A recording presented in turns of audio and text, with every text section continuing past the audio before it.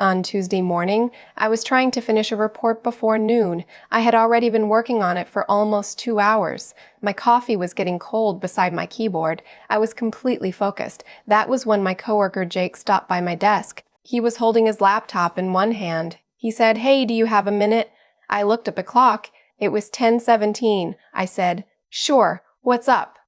Jake turned his laptop toward me. He had a client presentation open. He said, "Could you take a quick look at these numbers for me?" I could see a table with sales figures on the screen. I said, "Yeah, no problem." Then Jake added one more sentence. He said, "Whenever you get a chance." And that sentence completely changed how I understood the request. In my head, whenever meant there was no deadline. It sounded relaxed. It sounded optional. It sounded like something I could do later. So I said, "Sure, I'll take a look." Jake smiled and went back to his desk. I immediately went back to my report. At 11:30, I was still working on it. At noon, I finally sent it to my manager. I felt relieved. Then I went to lunch. When I came back, I had 3 new emails waiting for me. One was from my manager, one was from another team, and one was about a meeting later that afternoon. I looked at Jake's message again. Then I thought, I can do this tomorrow morning. After all, he said whenever I got a chance. So I opened my manager's email instead. Around 2:20, I heard someone say my name. I turned around. Jake was standing behind me. He looked friendly, but a little rushed. He said, "Hey, did you get a chance to look at those numbers?" For half a second, my mind went blank. Those numbers, I had completely forgotten about them. I said, "Oh, not yet."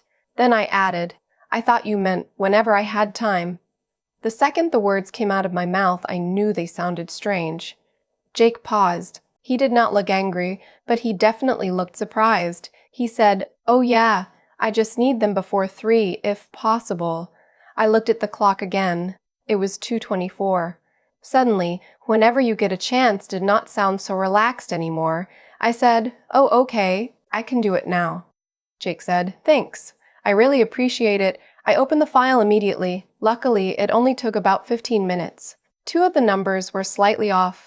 I corrected them and sent the file back to Jake. He replied almost immediately, "Perfect. Thank you. The problem was solved." But I kept thinking about that sentence. Whenever you get a chance. Why say that if he needed it before 3? Later that afternoon, I asked my coworker Maya about it. Maya had worked at the company much longer than I had. She was also very good at explaining office language without making me feel silly. I told her what happened. She laughed softly. Then she said, "Yeah, that one can be confusing." She explained that whenever you get a chance often sounds casual, but at work it usually does not mean whenever you feel like it. It often means, "I know you're busy, but please fit this in when you can." Sometimes the person really is flexible. Sometimes they are trying to sound polite, and sometimes they assume the timing is obvious from the situation. That was the part I had missed. Jake's presentation was that afternoon. He assumed I knew he needed the numbers before the presentation. I had focused only on his words. I had ignored the context. Maya said, "If you're not sure, just ask when they need it." That sounded almost too simple. She gave me a few examples. "Sure. When do you need it by?" "I can take a look after lunch." "With that work?" "I'm tied up until 2, but I can do it after that. Would tomorrow morning be okay?" Those sentences felt much safer. Instead of guessing, I could make the timing clear, and I could still sound helpful. The next morning, I got another chance to use what I had learned. Another coworker, Ben, sent me a message. He wrote, "Could you review this whenever you get a chance?" For a moment, I almost replied the way I always did. "Sure," but this time I stopped. I looked at my schedule. I had meetings until 11:30, so I wrote, "Sure, I can look at it around noon. Does that work?" Ben replied, "Absolutely. Tomorrow would be fine too." And just like that, there was no guessing, no hidden deadline, no awkward follow-up, no moment of panic at 2:24. That tiny question made everything clearer.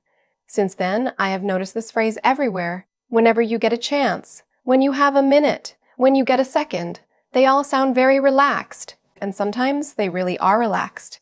But now I know not to make assumptions. If the timing matters, I ask. When do you need it by? How soon do you need this? Would later today work? A 5-second question can save you from a very awkward afternoon. And there was one more thing I learned. Office English is not only about understanding the words, sometimes you also have to understand the situation around the words. Who is asking? What are they working on? Is there a meeting coming up? Is a client waiting? Is the request connected to something happening today? Those details can completely change the meaning. I used to think good English meant understanding every sentence. Now I think it also means knowing when to ask one more question. Because sometimes the most useful sentence is not a complicated one. It is simply, when do you need it by? And that one question can make your whole workday easier. A few days later, another coworker walked over to my desk. He looked at my screen and asked, "Are you busy?" This time I did not answer so quickly, because I was starting to learn that even very simple office questions can mean more than they seem. If you enjoyed this story and found it helpful, subscribe and come back for more real-life office English. In the next episode, we'll see what happened when a coworker asked me one simple question, "Are you busy?" See you in the next episode.